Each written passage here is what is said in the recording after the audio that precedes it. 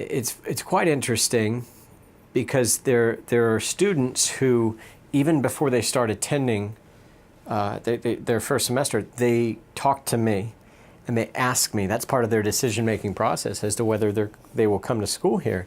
What will there be for me in terms of faith development? How will I grow in my faith while I'm here?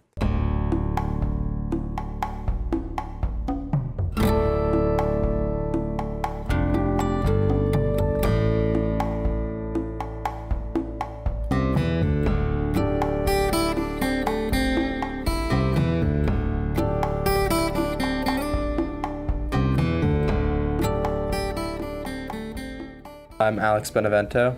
I'm a freshman. My name is Larissa Senecal. I am 21 years old. I am a senior. My name is Greg West. I am the chaplain here on my 7th year. My name is Alana Peters. I'm 20 years old and I'm a junior at Virginia Wesleyan.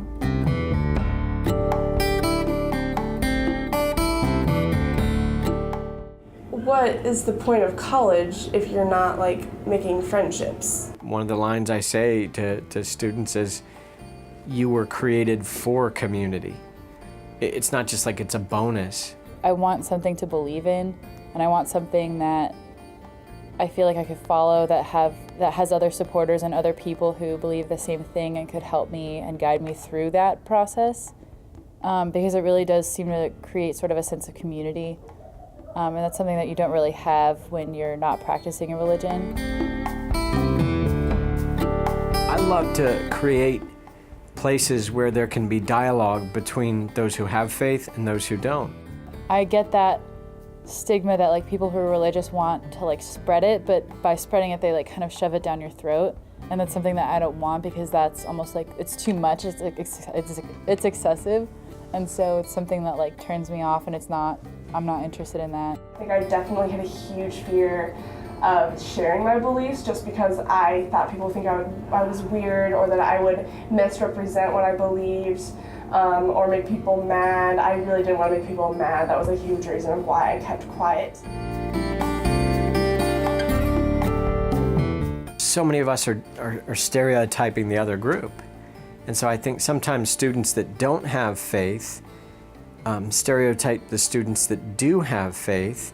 And so they're like, well, I'm not going to get involved in that because they're just looking down on everybody and they hate certain people. I definitely avoid things like the SOAR at 4 services on Sundays and different religious groups when they meet up and host different events and things like that. I don't really go to them because I feel like I'm not qualified. I'm not really someone that's a part of that. Other people believe different things. And there's a way to be sensitive to that, but also stand by what you believe. If there were people judging and getting mad or whatever about it, it would have been a factor. I don't know if it would have changed much.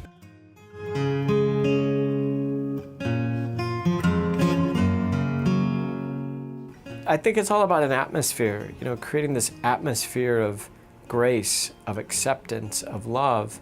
Sometimes I just feel like I sin too much to show up at the chapel.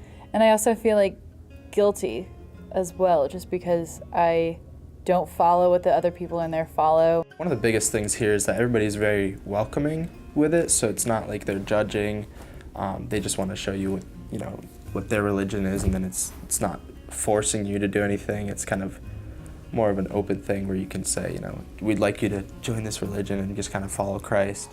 And I just remember having this moment where I was looking around at everybody around me and just realizing that I knew none of my classmates and that I had done nothing to really pour into the people sitting in the room with me. Yeah, if I had just been isolated, I think I wouldn't have found it at all. I really began to grow in realizing that these things that I believed didn't just have to stay hidden, that I could be honest with them and not afraid of what people thought of me for the things I believed. I'm still trying to figure out where I'm standing with it, and then with school stuff on the side, I'm trying to figure out the balance of it. It's something that I feel I personally don't want to get into because it's something that I've just never been a part of, and it's too hard to kind of play catch up and get to where everybody else is. You need to have people who are going to challenge you and challenge the things that you believe, because that's how you learn to counteract those arguments and believe the things that you believe more full. I can give everything up to God I don't have to compare myself to other people. It's just whatever I can give, that's all he wants. And that was a big thing for me, kind of realizing that, I don't have to compare myself to this person or that person and how religious they are. I don't not believe in anything in the Christian religion, but I don't practice it or, actively believe in it. But somehow it's still influencing, the way we speak or our like American cultural lifestyles and things like that, and then my relationships with other people. And it's just funny that that can influence my life even though it's not something that I practice. A great thing on this campus would be if people from all faith backgrounds or no faith background could come together in dialogue and talk about issues of faith, life, politics, the universe. And that's what a university is supposed to be, that the place where you share and test ideas, ideologies, thoughts. And so I love to create those places, and we'll keep doing that.